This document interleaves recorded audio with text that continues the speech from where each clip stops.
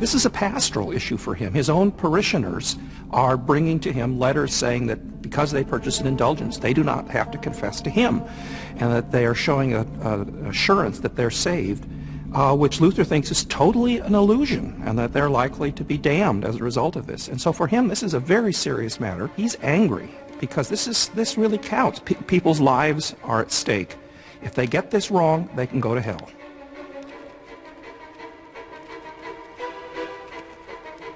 This monk, who had once been the Church's most devoted servant, now turned on the institution to which he had vowed his life.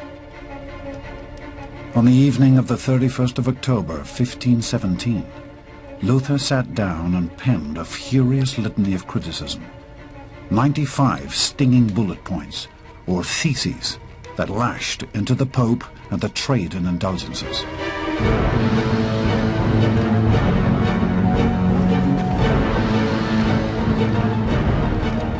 Then he nailed them to the door of Wittenberg's castle church.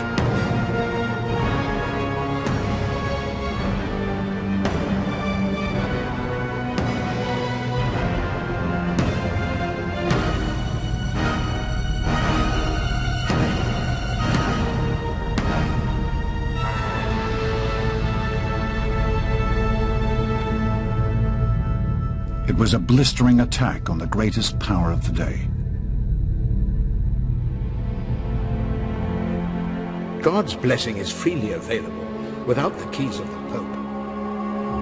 Indulgences are truly pernicious. They induce complacency and imperil salvation. The Pope is richer than Croesus. He would do better to sell St. Peter's and give the money to the poor people. In sum, what the 95 Theses are saying is, where are the limits of papal power? The first one, I think, opened the agenda very well indeed, because it says that the route to repentance, to forgiveness, is much more arduous than the one sketched out in indulgences. Indulgences say easy peasy, lemon squeezy. Indulgences say that forgiveness is facile. What Christ says, and Luther quotes him, is that repentance, forgiveness lies in repentance. Forgiveness lies in repentance. It's more difficult.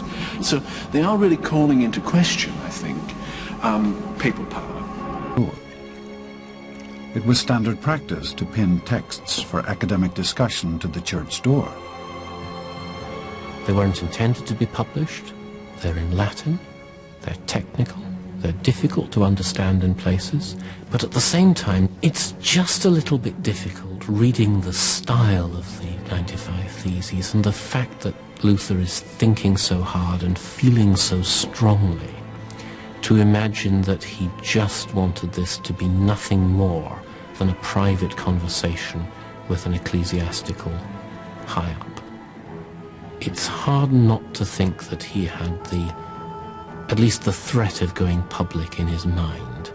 In the end, other people did it for him.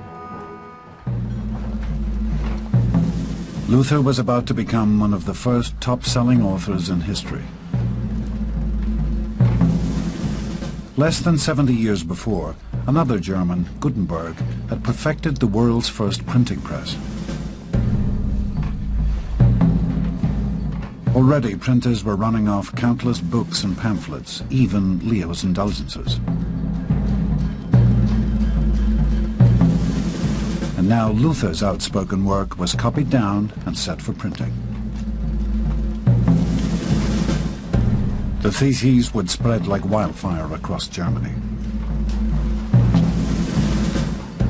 setting Luther and all Europe on a path no one could have anticipated.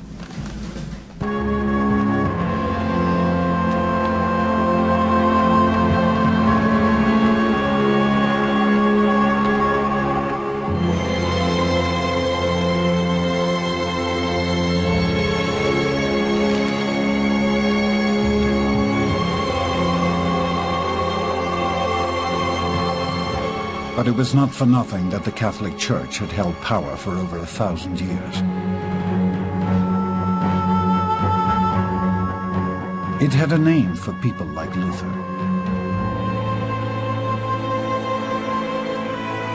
They were heretics. and the penalty for heresy was death.